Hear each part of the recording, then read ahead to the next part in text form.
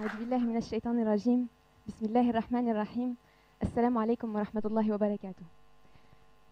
Permettez-moi aujourd'hui d'essayer d'être un membre de votre famille et d'essayer de faire exactement ce que symbolise cette image. C'est-à-dire essayer de connecter nos cerveaux. Mais au-delà d'essayer de connecter nos cerveaux et de partager des informations, ce que j'aimerais vraiment, c'est vraiment d'essayer de créer un espace d'intimité. C'est-à-dire de partager des informations, mais de créer un espace d'intimité en vous posant des questions, on ne peut plus priver. Vous n'y répondrez pas, vous le penserez à l'intérieur de votre cœur. Vous est-il déjà arrivé de perdre un être cher en ayant l'impression que la vie s'arrêtait? Peut-être êtes-vous allé dormir et puis le matin vous vous êtes réveillé en ayant cette impression d'être paralysé. Mais combien d'entre vous ont pensé à ce que Lamartine disait « Un seul être vous manque et tout est dépeuplé ». Peut-être certains ont vécu des échecs douloureux et ont eu cette impression que plus jamais la réussite ne sera à portée de main. Mais combien d'entre vous ont pensé à ce que Socrate disait des siècles passés, l'échec, ce n'est pas de tomber, mais de ne pas se relever. Se relever, rebondir après un traumatisme, c'est ce qu'on appelle le phénomène de résilience, c'est-à-dire la capacité de l'être humain à rebondir après un choc, un traumatisme.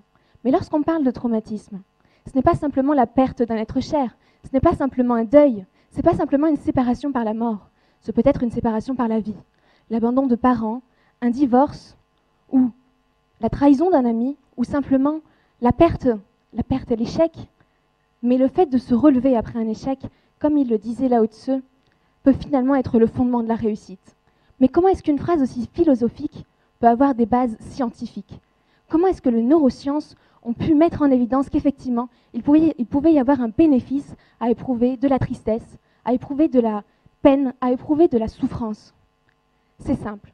Pendant 20 siècles, on a pensé que les cellules du cerveau, c'est-à-dire les cellules qui sont visualisées ici, étaient les seules cellules de l'organisme qui ne pouvaient pas se multiplier.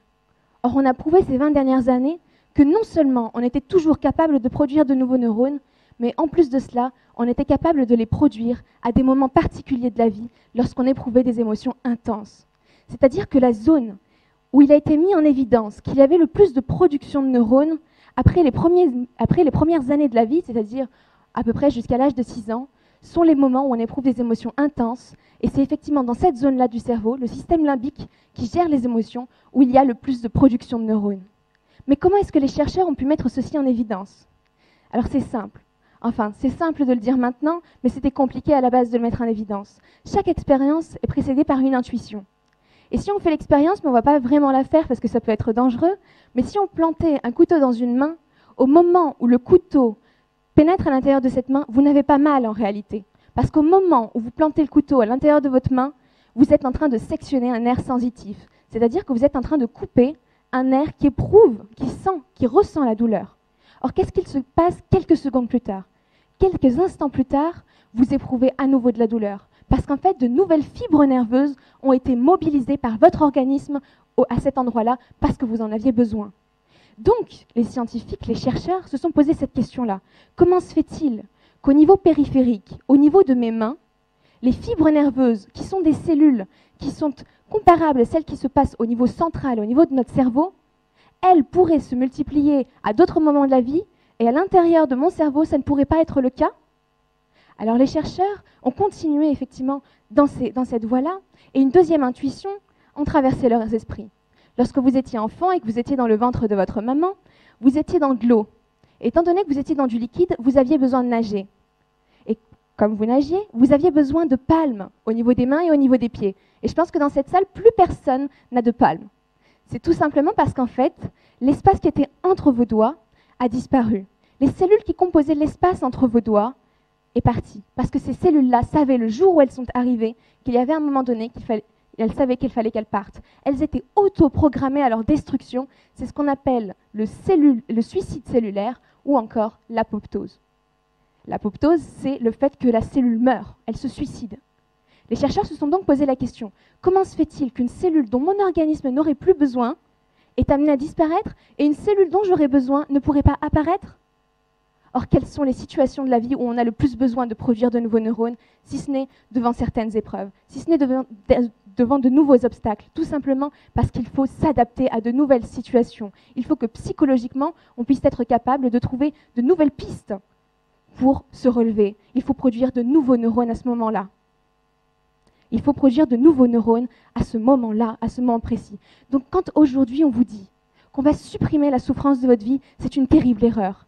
Personne ne vient dans cette vie sans souffrance. Même le bébé, sa première respiration, le moment où l'air pénètre à l'intérieur de ses voies respiratoires, c'est perçu par l'enfant comme un danger de mort imminent. Au moment où il arrive dans cette vie, il y vient avec de la souffrance. Et pourtant, c'est perçu comme, par l'ensemble de l'équipe soignante comme étant un signe de survie.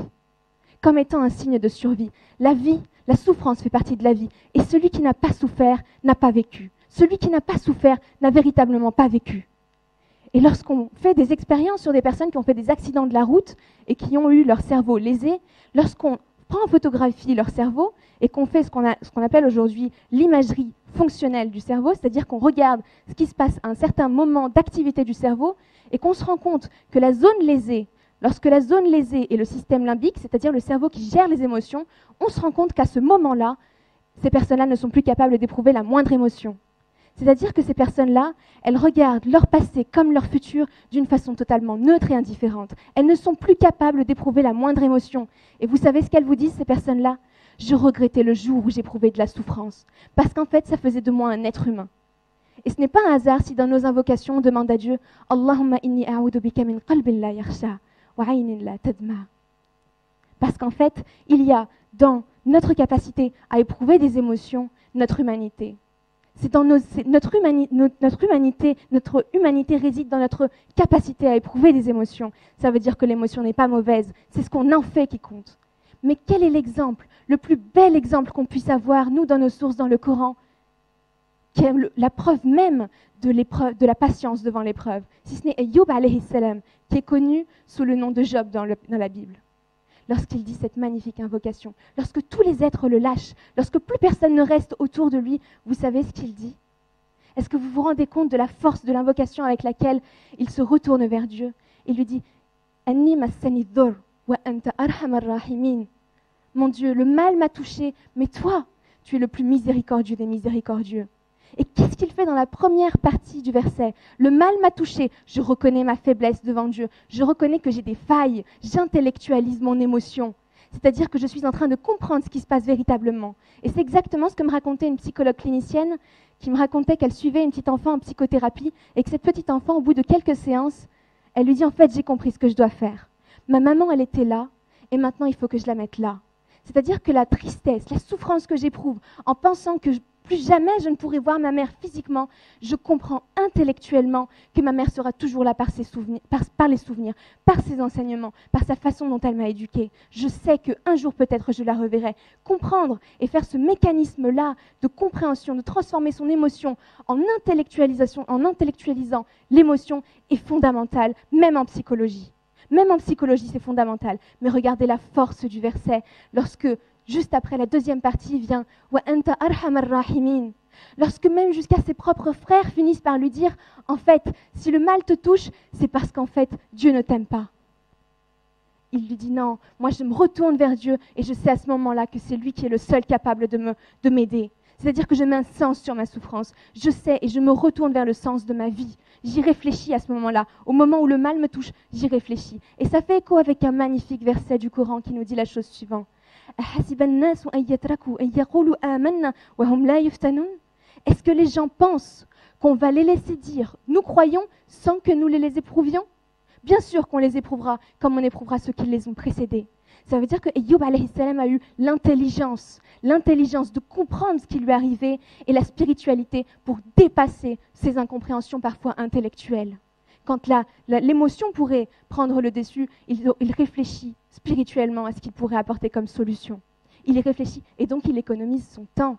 Il n'est pas dans la plainte, c'est tout le contraire de la plainte. Mais qui après les prophètes, qui après les envoyés ont pu faire ça dans nos vies ? Qui donc on pourrait encore prendre comme exemple ? Si ce n'est les artistes, les peintres, toutes les grandes personnes qui ont pu transformer les émotions et les transmettre aux autres.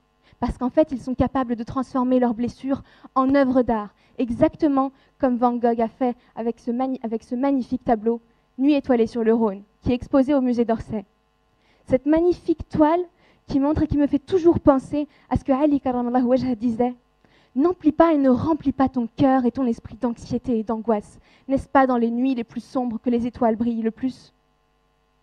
Il dit, même lorsque parfois tu penses que toutes les portes sont fermées, il se peut qu'il y ait toujours une fenêtre d'ouverte. Et même lorsque tu penses que tu noies dans l'obscurité, il se peut qu'il y ait toujours une petite lueur à laquelle tu pourrais te raccrocher. Et ça, c'est magnifique. C'est une transformation même de sa souffrance, une transformation de son émotion en quelque chose de beau. Exactement comme disait Baudelaire, tu m'as donné ta boue et j'en ai fait de l'or. C'est-à-dire qu'il transforme les choses mauvaises en choses bonnes et en mettant une distance entre nous et notre traumatisme, on est capable d'être une des personnes les plus créatives au monde. Mais quand on entend, nous, dans nos sources, même dans le hadith du prophète sallallahu alayhi wa sallam, lorsqu'il nous dit « Inna hadha al-Qur'ana nazala bihuzn » ce Coran-là, il est descendu avec de la tristesse. C'est qu'il y a une beauté dans la tristesse.